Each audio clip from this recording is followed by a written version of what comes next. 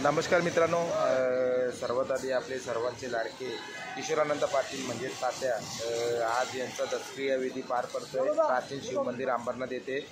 तर पाऊस खूप जास्त पडतोय रात्रीपासून आणि दसक्रिया विधी ते तुम्हाला दाखवण्याचा मी प्रयत्न करतोय चला।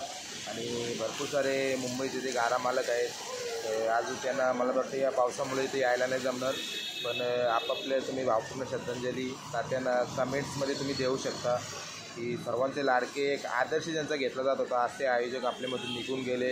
आज या क्षेत्रामध्ये त्यांचा खरा नाव झाला तो त्यांच्या नेतृत्वामुळे, खूप चांगला नेतृत्व होता त्यांचं आणि त्याच्यामुळं त्याही जी माणसं कमावली ती तुम्ही त्यांच्या शोकसभेमध्ये त्यांच्या मातीवर तुम्ही बघितली असती।